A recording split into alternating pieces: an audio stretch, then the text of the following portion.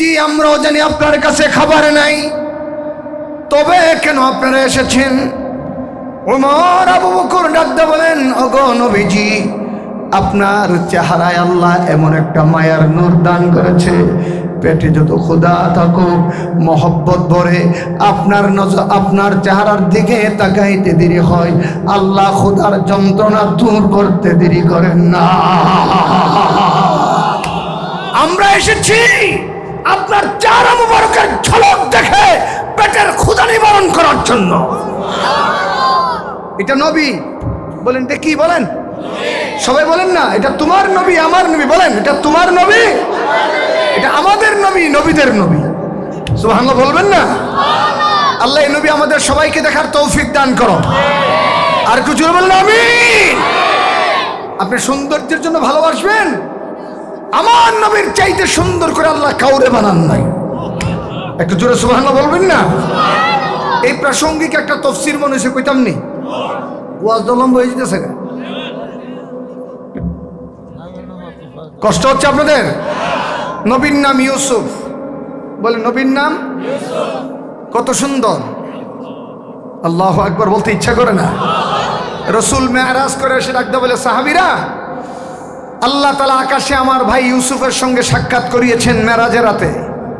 আমার কাছে মনে হলো আল্লাহ গোটা পৃথিবীর সৌন্দর্যকে দুভাগ করে এক ভাগ দিয়েছে ইউসুফকে, আর এক ভাগ দিয়েছে তামাম পৃথিবীকে। একটু জোরে মহব্বতে বলেন না সুবহানাল্লাহ। ইউসুফ নবীর সৌন্দর্যের একটা ঘটনা শুনেন, বলবো? ওমা কথা বলে না, বলবো নাকি? ইউসুফ নবী রাস্তায় দিয়ে চললে, আগের দিনের মুরব্বী মারা রাস্তায় বের হইলে পাতলা একটা কালো কাপড় দিতেন, এমন ভাবে যেন তিনি রাস্তা দেখতে পান এবং কোনো মানুষ যেন তার চেহারা দেখতে না পায়। ওমা কথা বলেন না, ঠিক না? আগের মুরব্বী মহিলাদের বুরকা ছিল এরকম, আর এখন বুরকা হয়ে গেছে ট্রেডিশন বুরকা, ডিজিটাল মহিলা। আগের মহিলারা ছিল অ্যানালগ, তাদের সিনাই কোরআনের মহব্বত ছিল, আল্লাহ নবীর মহব্বতের জ্বলন ছিল। আর এখন তো স্টার জলসার মহব্বতের বেডিয়াতের অভাব নাই। মুহতারাম হাজিরিন, ইউসুফ আলাইহিস সালাম দিনের বেলা চলতে গিয়া এই চেহারার সামনে একটা এই কালো পর্দা দিয়ে ঢেকে দিতেন। কেন? সরাসরি ইউসুফ নবীকে দেখলে মানুষ বেহুশ হয়ে জমিনে পড়ে যেত। কত সুন্দর আল্লাহ ইউসুফ নবীরে বানাইছে। এবার আপনারা এখন আমি শুনি, ইউসুফ নবীর প্রেমে পাগল একজন মহিলা, নাম জুলাইখা। কি নাম? জুড়ে গো ছেলে রাখো, কি নাম? তোমরাও তো প্রত্যেকের 2-4টা করে জুলাইখা আছে, আমি জানি তো, মোবাইলের যুগ। বাবারে, রাত্রটাকে বরবাদ করিস না বেগানা নারীর সঙ্গে কথা বলে। এই রাত্র আল্লাহ দিয়েছে কিছুক্ষণ ঘুমানোর জন্য, আর কিছুক্ষণ মাওলার সঙ্গে প্রেম করার জন্য। বেগানা নারীর সঙ্গে কথা বলে তকদিরকে নষ্ট করিস না বাবা। তোর কদম দে, তোর কদমে চুমু খাই। ইউসুফ আলাইহিস সালামের প্রেমে যে জুলাইখা পাগল, এটা কুমারী ছিল না, আনকুমারী। ইউসুফ পয়গম্বরকে যে মানুষটা খরিদ করে নিছে, ওই মানুষটার স্ত্রী, সে ছিল মিশরের প্রেসিডেন্ট, ফার্স্ট লেডিস। আচ্ছা, ফার্স্ট লেডিস প্রেসিডেন্টের বউ যে যুবকের প্রেমে পড়ে, বোঝা যায় যুবকটা আনকমন। আমরা দেশে যুবকের মতো আজম খানের মতো চেহারা না, এটা ইউসুফ নবীর চেহারা। ইউসুফ আলাইহিস সালাম যখন যৌবনে পদার্পণ করছে, একদিন জুলাইখা ডাক ডাকো, ইউসুফ আই লাভ ইউ। আমার দেশের কোনো যুবককে যদি সুন্দরী মহিলা কো আই লাভ ইউ, তে কি করবো? তে জানে আর তার খুদা জানে। কিন্তু এটা নবী, বলেন এটা কি? সবাই কোন এটা কি? নবীরা জিনা করেন না, গুনাহ করে না। বলেন, নবীরা গুনাহ করে না। বলেন, আমি আমার ভাষায় বলি, গুনাহ করলে নবী হয় না, নবী হইলে গুনাহ করে না। সুবহানাল্লাহ একটু জোরে বলবেন না?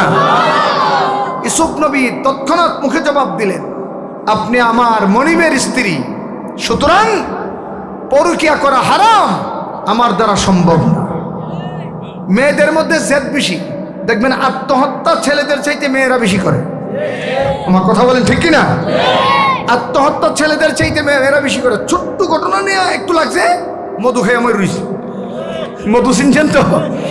এমন হয় কিনা জোরে কান। মেয়েরা যেটারে ধরে এটা শেষ দিকে ছাড়ে। আমাদের দেশে কথা কয়, ছেলে রাগ করলে হয় বাদশা, আর মেয়েরা রাগ করলে হয় বেশ্যা। বলেন, ছেলেরা রাগ করলে হয় আর মেয়েরা রাগ করলে হয়। এজন্য মেয়েদের বেশি রাগ করতে নাই। আল্লাহ মা বোনদেরকে বানাইছে এই কোমল মন দিয়া, খালি ভালোবাসবেন। জুলাইখা তার আত্মা মর্যাদা হিট করলো, একটা গোলাম ইউসুফ আমার মতো ফার্স্ট এডিশনের প্রেম প্রত্যাখ্যান করলো, প্রেম আবাদাই করেই ছাড়বো। জুলাইখা জানতো না এটা শুধু যুবক না, এটা আল্লাহর নবী। বলেন ইউসুফ আল্লাহর, জোরে বলেন না ইউসুফ আল্লাহর। আর নবীরা গুনাহ করে না, বলেন নবীরা, নবীদের গুনাহ নাই, বলেন না নবীদের, এরা গুনাহমুক্ত মানুষ। সুবহানাল্লাহ সুবহানাল্লাহ। জামাইয়ের থেকে টাকা লইয়া 7 তলা বিল্ডিং বানাইছে। বিল্ডিং এর উপরের কামরায় একটা সুন্দর রুম তৈরি করলো, যার চতুর্দিকে গ্লাস ফিটিং করা। গ্লাসের মধ্যে কাল্পনিক নকশা অঙ্কিত করেছে, যেন ইউসুফ জুলাইখা, জুলাইখা ইউসুফকে ধরে প্রেম নিবেদন করছে। এমন একটি রুমের মধ্যে জুলাইখা ইউসুফকে ডাকতেছে, আসো। একতলা উপরে উঠে দরজায় একটা তালা, দুতলা উপরে উঠে দরজায় আবার তালা, এইরকম 7 তলায় উঠলো, 7 দরজায় 7টি তালা। 7ম তালার উপরে কামরায় নিয়া জুলাইখা সাজুগুজু করে নিজের আকর্ষণীয় অঙ্গগুলোকে প্রকাশ করে, যুবকের সেন্টিমেন্ট তার দিকে মাইল করার জন্য, তার দেহের দিকে আকর্ষণ করার জন্য ইউসুফকে ডাকতেছে। কুরআনুল কারীমে আল্লাহ বলেন, وراودته التي هو في بيتها عن نفسه وغلقت الأبواب وقالت هيت لك।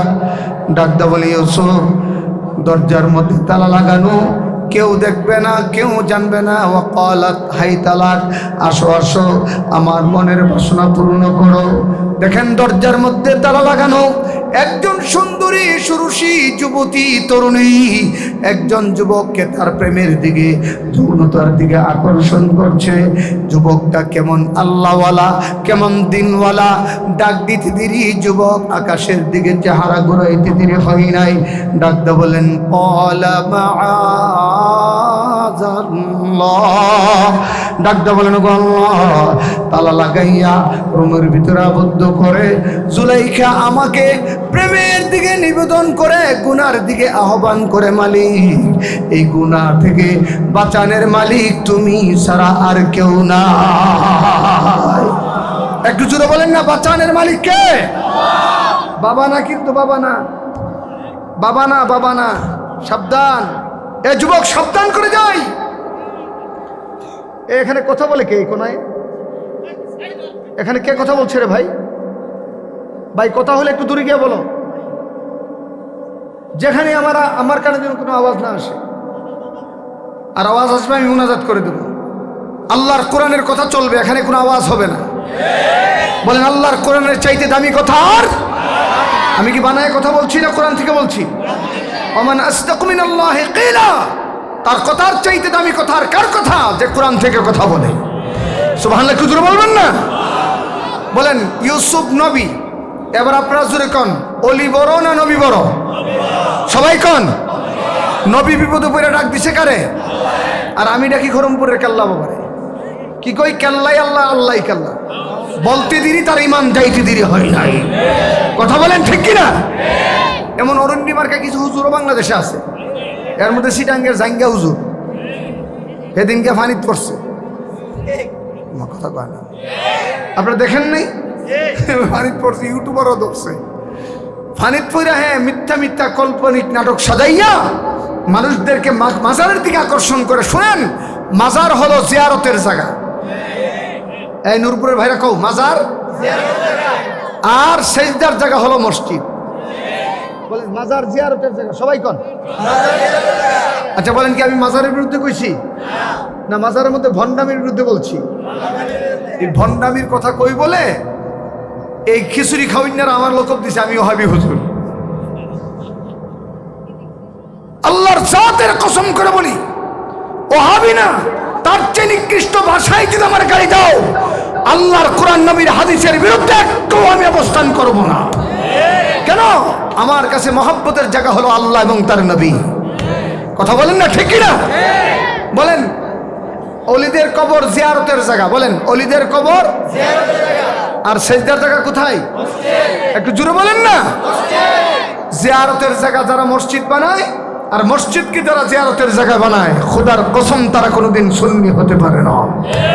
বলেন বিপদ থেকে বাঁচানোর মালিক কে? আওয়াজ করে সবাই বলেন কে মালিক? ইউসুফ নবীও ক্বালা মাআযাল্লাহ। জুলাইখা কো ইউসুফ, বোকা দেখছি, তোমার মতো বোকা দেখি নাই। কেন? রুমে তুমি আর আমি, দরজাই তালা, চাবি আমার কাছে, আল্লাহ বিল্লাহ করে কোনো লাভ নাই। ছোট্ট আরেকটা কথা মনে হচ্ছে, কইতাম নি? হঠাৎ করে জুলাইখা যেই খাটের মধ্যে শুয়েছে, ইউসুফে ডাকতেছে। ইউসুফ আলাইহিস সালাম তাকায় দেখে এই খাটের কোনায় একটা মূর্তি, মূর্তিটারে চাদর দিয়ে ঢেকে রাখছে। নাউজুবিল্লাহ কইতেন না? মূর্তি তো মনে হচ্ছে জীবনে চিনি না আপনারা নাকি? বিগত 14-15 বৎসর আব্বার নামে মূর্তি বানায় দেশের হাজার হাজার কোটি টাকা শেষ করে দিয়ে গেছে। কথা বলেন ঠিক কিনা? দেখেন মুজিবুর রহমানের বিরুদ্ধে আমাদের অবস্থান নাই, কিন্তু তার নামে মূর্তি যারা বানাবে, মূর্তি ভেঙ্গে মাটির সাথে মিশিয়ে দিতে হবে। কথা বলেন ঠিক কিনা? আওয়াজ করে বলেন। মুহতারাম হাজরিন, ইউসুফ আলাইহিস সালাম পয়েন্ট পাইছে। ডাক দেখো জুলাইখা, এটা কিতা দেখা যাগো? ওইটা আমার প্রতিমা, ভাস্কর্য, এটা আমার ভগবান, ভগবতী, এটা আমার ঈশ্বর। ঢেকে রেখেছো কেন? তোমার সঙ্গে এখন কি না কি করব, মূর্তি দেখলে মাইন্ড করব। ইউসুফ নবী ডাকতে বলেন, জুলাইখা তুমি যারা ভগবান মানো, খুদা মানো, এটা ডাকলেই কি না ডাকলে কি? এটা ডাকলে যেমন, কথা বলেন না কেন? এটার সামনে খাওন দিলই কি না দিলি? হিন্দুরা দেখবেন মূর্তির সামনে নিয়ে দুধ দে, দেখছেন না? ফল দে, পূজা টুজা করে যখন সব যা, ওরা ব্রাহ্মণী বাটপাড়ি করে নিয়ে বন্ধ করে খা। কিছু হিন্দু কোনা রাম রাম রাম ভগবান, ভগবান একা একা নিরালে নিরালে খা, অথচ মূর্তির কোনো প্রাণ নাই। জুলাইখা তুমি যারা খুদা মানো, তারে ঢাকলে সে দেখে না, কিন্তু আমি যারা আল্লাহ মানি, তিনি দিনের বেলা যেমন দেখেন, রাতেও তেমন দেখেন। এই যুবকরা একটু জোরে কও না, ঠিক কিনা? এবার যুবকরা কও শুনি, রাতের বেলা যে মহিলার লোকে কথা বলো, তোমার আব্বা দেখে না, আম্মা দেখে না, তোমার গার্জিয়ানরা শুনে না, মালিক শুনেনি, আল্লাহ শুনেনি, তো কার নারাজ করতেছো? চিন্তা করে কথাগুলা। আমার আব্বা আমাকে একটা ওসিয়ত করেছিলেন। আমার আব্বা যুগশ্রেষ্ঠ আল্লাহর ওলি ছিলেন। বলে, বাবা বিয়ার আগে বেগানা নারীর দিকে তাকাইয়া নিজের আখলাককে নষ্ট করো না। কেন? তুমি হাজার নারীর সঙ্গে প্রেম করলো, যেটা আল্লাহ তোমার ভাগ্যে রেখেছে সেটাই আসবে। এটা প্রেম করলো আইব, কথা বলেন না? যেটা আল্লাহ তোমার বাম পাজরের পাকে হাড্ডি দিয়া যেটা তোমার লেগে বানাইছে, 1000 নারীর লোকে প্রেম করলো, ওইটাই তোমার ঘরে আইব। সুতরাং মাঝে তোমার ইজ্জতকে কেন নষ্ট করছো? আমার বাবা আমাকে ঢাকায় এই ওসিয়তটা করেছিলেন। বাবার কথার যথার্থতা এখন দেখি। আজকে উসমানের এই ইজ্জত বাবার কথা মানার কারণে। মুহতারাম হাজিরিন, ইউসুফ আলাইহিস সালাম ডাক দেখো, জুলাইখা তুমি তোমার সাধারণ প্রতিমার সামনে গুনাহ করবা না, এই জন্য প্রতিমা ঢেকে দিছ, কিন্তু আমি যে আল্লাহর ইয়াকিন করি, এই আল্লাহ তো আমার দিকে তাকায় আছে। বলো না, আমি আমার আল্লাহর সামনে কেমনে গুনাহ করি? সুবহানাল্লাহ, একটু জোরে বলেন না। এই যুবক বলো, তুমি যখন গুনাহ করো আল্লাহ দেখে কিনা? একটু জোরে কও। তুমি যখন গান গাও আল্লাহ দেখে কিনা? তুমি যখন পর নারীর সময় পিটিস পিটিস করো আমার আল্লাহ দেখে কিনা? তাইলে তুমি মালিকের নজরকে ফাঁকি দিতে পারো না, সুতরাং তুমি গুনাহ করো না বাবা। আল্লাহর ওলি ডাকতে বলেন, কুওয়াতে নেকি নেদারি বদমকুন বরউজুদে খুদসতম বেহদমকুন। ওর যুবক, তুমি যদি নেক আমল করতে না পারো, নেক আমল যদি করতে না পারো করো না, কিন্তু গুনাহ কইরা নিজের অস্তিত্ব বিনাশ কইরো না। কেন? গুনাহ করলা মালিককে নারাজ করলা, আর মালিককে নারাজ করলা মানে তোমার মতো হতভাগা আর কেউ না। জান্নাতে যাওয়ার জন্য তুমি পাহাড় সম পরিমাণ ইবাদতের দরকার নাই, মালিকের সন্তুষ্টির দরকার। আর মালিক সন্তুষ্ট হয় গুনাহমুক্ত জিন্দেগির দ্বারা। এজন্য বলা হয় পরহেজগারি মানে গুনাহ ছেড়ে দেওয়া। বলো পরহেজগারি মানে, বলেন না পরহেজগারি মানে কি? গুনাহ না করার নাম হলো পরহেজগারি। তাহাজ্জুদ পড়ো গুনাহ করো, কোরআন পড়ো গুনাহ করো, এটা পরহেজগারি না। তাহাজ্জুদ পড়ো না কিন্তু 5 ওয়াক্ত নামাজ পড়ো।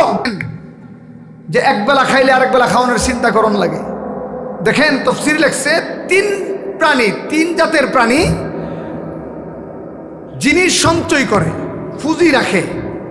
3 প্রকারের প্রাণী জিনিস জমায়, পুঁজি রাখে। এর মধ্যে একটা হলো পিঁপড়া, আরেকটা হলো ইঁদুর, 3 নম্বর হলো মানুষ। এছাড়া যত প্রাণী আছে সব আল্লাহর উপর ভরসা করে, এজন্য তাদের খাওয়ানোর কোনো টেনশন নেই। সুবহানাল্লাহ জোরে বলবেন না? বলেন 3 প্রাণী সঞ্চয় করে, বাকি সমস্ত প্রাণী ভরসা করে কার উপরে? আল্লাহর উপর। এই আশারি এলাকার মানুষগুলা ধনী ছিল। ইয়ামান দেশি তো, খুব সুন্দর রাষ্ট্র। এবারও ইয়ামানের বর্ডার আমি কাছে গিয়েছি, আল কাসিম আমি গিয়ে আসছি। তো ওখানে এসে নবীর কাছে তারা কলমা পড়ে মুসলমান হয়েছে। তো নবী জিজ্ঞাসা করলো যে তোমরা যেখানে আসছো খাবা কি? কো হুজুর খাবার নিয়ে আসছি। একটু জোরে বলেন না সুবহানাল্লাহ। রাসূল জিজ্ঞাসা করলো থাকবা কোথায়? কো হুজুর তাবু করার সরু সামান নিয়ে আসছি, আপনি জায়গা দেখাই দিলেই। রাসূল একটা খালি জায়গা দেখায় দিলেন, ওই জায়গায় তাবু করো, তোমাদের যা সঞ্চয় খাবার আছে খাও, বাকি সমস্যা হইলে আমার জানাইও। তোমার জোরে করো সুবহানাল্লাহ। আমার কথা বুঝেন তো নাকি? এই আশআর এলাকার সাহাবীদেরকে জায়গা দেখায় দিলেন, ওখানে যাও, তাবু করলেন। যা খাবার ছিল তারা রান্না বান্না করে খায়, নবীর পেছনে নামাজ পড়ে, নবীর জবানের কোরআন শিখে, নবীর কাছ থেকে আখলাক শিখে, খাইতে খাইতে চলতে চলতে তাদের যত খাবার ছিল সব খাবার ফুরায় গেছে। সকালবেলা নাস্তা করার পরে দেখে দুপুরে রান্না করার আর কিছু নাই। সকালে রান্না করে দেখে দুপুরে খাবারের মতো আর কিছু। সম্পদ যতই থাকুক একসময় শেষ হয় কি হয় না? সাহাবীরা বসে সলা পরামর্শ করলো যে একটা কাম কর, খাউন তো শেষ, একজনের আশআর দেশে পাঠা, কেন আমরা ধনী মানুষ, ওখান থেকে খাবার নিয়ে আসো। সবাই ডাক দাও গেলো, ভাই একটা কথা কইলা, যাইতে একদিন আইতে একদিন, 2 দিন খামো কি? ওমা কথা কয় না, 2 দিন কি খামো? একজন সাহাবী আরে নবী না কইছিল যে তোমরা থাকো আর খাও, সমস্যা হইলে আমার জানাইও। সুতরাং একজন নবীর কাছে যাও, গিয়া নবীর কাছে আমাদের সমস্যার কথা বলো। একটু জোরে বলেন না সুবহানাল্লাহ। তো এদের মধ্যে যে সবচেয়ে বড় জ্ঞানী, এদের মধ্যে যে সবচেয়ে বড় আখলাকওয়ালা, আদবওয়ালা, তারে বাড়াইছে নবীর কাছে। গিয়া দেখে নবীজি আল্লাহর কোরআন পড়তেছে। একটু জোরে বলেন না সুবহানাল্লাহ। দেখেন কোরআন পড়ারত অবস্থায় সালাম দেওয়ার নাই, ওযুরত অবস্থায় সালাম দেওয়ার নাই, খাবাররত অবস্থায় সালাম দেওয়ার নাই। মনে থাকবে তো কথাগুলা? সাহাবী জ্ঞানী বুদ্ধিমান, নবী কোরআন পড়ে, নবীর পেছে দাঁড়াইয়া নবীর কণ্ঠের কোরআন শুনতেছে।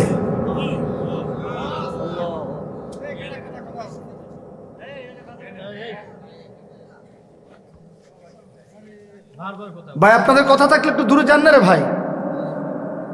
না পুরুষের কণ্ঠ বেড়েতে কেন করতেই না, আর যাই না আপনারা, বাস হয়েছে, ওনারা বুঝছে। আমার কথা কষ্ট হইলে বলেন, আমি মুনাজাত করে দেবো। কারণ আপনাদের চাইতে কিন্তু আমি অসুস্থ, বিশ্বাস করেন তো আমি অসুস্থ।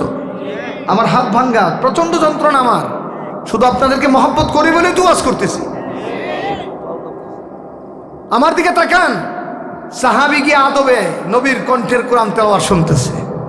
এর মধ্যে একটা আয়াত আছে, ওমা মিন দাব্বাতিন ফিল আরদে ইল্লা আলাল্লাহি রিজকুহা। ওগো নবী গোটা জগৎবাসীকে বলে দেন সমস্ত প্রাণীর রিজিকের দায়িত্ব হচ্ছে আমি আল্লাহ। একটু জোরে বলেন না সুবহানাল্লাহ। এই সাহাবী যখন এই আয়াত শুনছে, নবীর লোকে পরিচয় না দিয়া, কথা না কইয়া, এই আয়াতের উপর ইয়াকিন কইরা আল্লাহর উপর ভরসা করে ফিরে আসছে তাবুতে। তাবুর মানুষগুলা জিগাইল, নবীর কাছে গেছলা? কহা গেছলাম। কোন সমস্যার সমাধান হয়েছে? কহ হইছে। কি হইছে? কিছুক্ষণ পরে খাবার আসবে। বাকি সাহাবীরা মনে করতেছে, ওই আশার দেশের সাহাবীরা মনে করতেছে নবীর কাছে গেছে, মনে নবী খাবার পাঠাইব। এর মধ্যে সকালবেলা সময় গড়িয়ে হইল দুপুরবেলা, হলো জুহরের আজান। যে সাহাবীকে ছিল এই সাহাবীরা সবাই জিজ্ঞা, কয়ো তুমি না কিছু নবী খাবার পাঠাইব, খাবার কই? আরে বেটা আজান হইছে, আগে নামাজ পড় তারপরে খাও। আগে নামাজ তারপরে খাওন, আল্লাহর কামটা আগে সার। সাহাবায়ে কেরাম জোহরের 4 রাকাত নামাজ জামাতের সঙ্গে আদায় করলেন। 4 রাকাত ফরজ আদায় করার পরে আবার তাবুর মানুষগুলা ওই সাহাবীকে ডাকতে বললেন, নামাজ তো পড়লাম, খাবার কোথায়? সাহাবী ডাকতে বলেন, ভাই আমার ইয়াকিন খাবার আসবে, বাকি জোহরের ফরজের পরে আরো 2 রাকাত সুন্নত আছে, এটা ফরজ। জোহরের আগের 4 রাকাত, পরের 2 রাকাত, এটা সুন্নতে মুআক্কাদা। এই সুন্নতটা পর অবধারিত। আল্লাহর নবীর জীবনে কখনো এই সুন্নতগুলো ছাড়েন নাই। আম্মা জান আয়েশা সিদ্দিকা বলেন, রাসূলকে ফজরের আগে 2 রাকাত আর জোহরের আগে 4 রাকাত, পরে 2 রাকাত কোনোদিন ছাড়তে দেখি নাই। একটু জোরে সুবহানাল্লাহ বলবেন না? মুহতারাম হাজিরিন, সাহাবীর কথাই বাকিরা 2 রাকাত নামাজ পড়লো। নামাজ পড়ে তাকায় দেখে দূর থেকে অজানা কয়েকটা মানুষ একটা টুকরি দিয়া রুটি আর একটা পাতিল দিয়া গোশত নিয়ে আসতেছে। আর এমন রুটি এমন গোশত আসতেছে যে উপরের গরম ভাপ বাইরিতেছে। খাবার গুলাই না আশআরী সাহাবীদের সামনে রাখছে। সাহাবায়ে কেরাম খাইছে, খাইতে খাইতে খাইতে খাইতে গলার দূর পর্যন্ত। কেন জানেন? এমন মজার খাবার জীবনে খাই নাই। খায়া দেখে অনেক সাহাবী যে টুকরির মধ্যে রুটিও শেষ না, গোশত। আরে ভাই কথা বলেন না কেন? রুটিও গোশত। ওই যে সাহাবী নবীর কাছে গেছিল, যারে কিনা আল্লাহ রিজিক পাঠাইছে, এই সাহাবী একটা কাম করো, রুটি আর গোশত বেশিক্ষণ রাখলে এগুলো নষ্ট হয়ে যায়, তার চেয়ে ভালো ওয়েস্টেজ অতিরিক্ত যে রুটিগুলো আছে নবীর কাছে পাঠায়া দাও, গরিব সাহাবীদেরকে নিয়ে নবী খাইতে পারবে। একটু জোরে বলেন না সুবহানাল্লাহ। তো অন্য দুজন সাহাবী নবীর কাছে খাবারগুলো নিয়ে, নবী আপনি যে আমাদের তাবুতে খাবার পাঠাইছিলেন, ইডি উপরছে, নেন রেখে দেন। নবী পাঠাইছে? আমার কথা কথা বলেন না। পাঠাইছে কে? ওই সাহাবীরে কিনে আল্লাহ নবী ডাক দেখো, বুঝলাম না, আমি আবার খাবার পাঠালাম কোন সময়? যার বিয়া তার খবর নাই, পাড়া পড়শির ঘুম নাই, আমি তো পাঠাই নাই। তাবুর 2 সাহাবী নবীর কাছে পুরা ঘটনা বর্ণনা করে ওই বুদ্ধিমান সাহাবীর কাছে সে ডাকতে বলেন, ভাই আপনি নবীর কাছে গেছিলেন না? কহা গেছি। নবীর কাছে খাবার চান নাই? না। তাহলে খাবার আইলো কেমনে? সাহাবী ডাকতে বলেন, ও তাবুর সাথীর ভাইরা, তোমরা যখন সবাই মিলে আমাকে নবীর কাছে প্রেরণ করলা, আমি গিয়া দেখি নবী তেলাওয়াত করছেন। আমি নবীর সালামও দেই নাই, গেছি এটা বলি নাই, মনোযোগ সহকারে আল্লাহর নবীর জবানের মধুর তেলাওয়াত শুনতেছিলাম। এর মধ্যে কুরআনুল কারীমের একটি আয়াত আমার ইয়াকিনকে মজবুত করে দিয়েছে, ওমা মিন দাব্বাতিন ফিল আরদি ইল্লা আলাল্লাহি রিজকুহা। আল্লাহর নবী এই আয়াত তেলাওয়াত করেছে, জগতের এমন কোন প্রাণী নাই যাদের রিজিকের ব্যবস্থা আল্লাহ করেন না। যেহেতু আমরা নবীর কাছে এসেছি, নবীর দিন প্রচার করেছি, নবীর দিন গ্রহণ করেছি, আমরা সাহাবী, যদি সমস্ত প্রাণীর খাবার আল্লাহ নেয়, আমার ইয়াকিন হয়ে গেছে আমাদের খাবারও আল্লাহ দিবেন। সাহাবীরা কয় বুঝছি রে, এর লিগে তো এমন মজা লাগছে, এটা না বেহেশতি খাবার। একজন সাহাবীরা কিনে গোটা তাবুর সবার রিজিকের ব্যবস্থা কে করেছেন?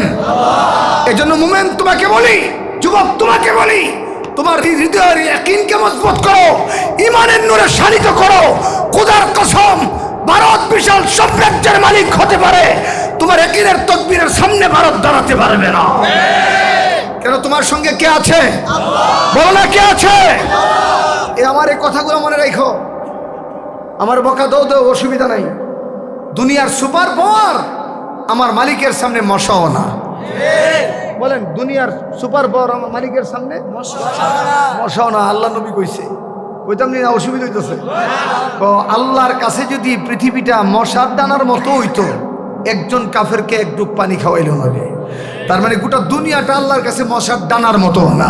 তো এই আল্লাহ আমরা মানি কি মানি না? বললে কিন করবো কার কাছে? জুড়ে খান। ইউসুফ নবীও দূর দিছে, কার উপরে কিন করে?